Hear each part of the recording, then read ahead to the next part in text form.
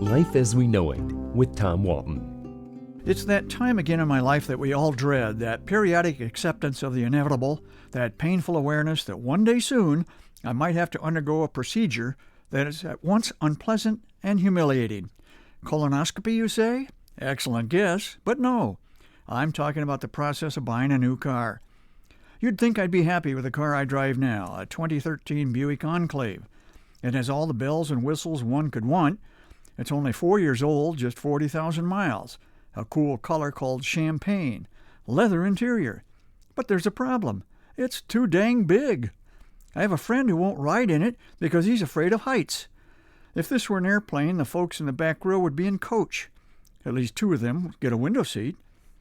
Because of its sheer size, and after hundreds of tries, I still find it difficult to maneuver the Enclave into a standard parking space if there are cars on both sides. I pull in too close to one car or the other and then back up and straighten and back up and straighten, repeating as necessary until I center this giant vehicle between the lines. I'd be getting a lot better gas mileage if I just figured out how to park it. My car almost qualifies as a one-bedroom villa. I'm surprised my purchase was completed in one day. I expected the salesman to tell me I could only take possession at closing in 30 days, and that the termite inspection would be at my own expense. Not only is it as big as a small house, it was about as expensive as one. In fact, over the years, I've bought 3 houses that cost me less than my SUV. You should see the wheels on this thing. They dwarf any tires I've ever had on any other car in my life. These babies belong on a giant farm implement. Each tire would make a great sandbox, provided you have a backyard big enough and a child not easily intimidated. The car came with a subscription to a service that uses satellite technology to tell me exactly where on the planet I am, and to alert me if I have just been in an accident. So if I find myself upside down and dangling from my safety belt, I can expect to hear a soothing voice tell me to think happy thoughts because help is on the way.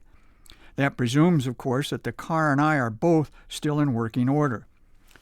My SUV even has its own telephone number. But in the 4 years I've owned it, the car has received just 6 calls, and all of them were from people who had dialed a wrong number. "Hello, is Brenda there, please?" a caller will inquire. Well, I explain, I'm in my car, and I'm driving 65 miles an hour down the interstate. I don't think Brenda is here, but it's a huge car, so let me pull over and check for you. That usually ends the conversation right there. Enough friends and family have my car's phone number that you'd think somebody would have dialed it up by now just to shoot the breeze. But no, 6 calls, 6 wrong numbers. I recall when a car was just transportation from point A to point B, and you could find a serviceable one for $1,000 or less. A good radio was all you needed, and nobody, not even a satellite, knew where you were. When I think of my first car, a 1961 Chevy Corvair, I am reminded of a verse from an Aaron Tippin song.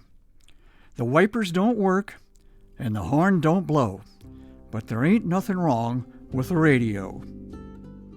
Life as We Know It is written and hosted by Tom Walton and is a production of WGTE Public Media. Life as We Know It with Tom Walton can be heard on WGTE FM 91 every Monday afternoon during All Things Considered at 5:44 p.m. Or hear past episodes at wgte.org/life.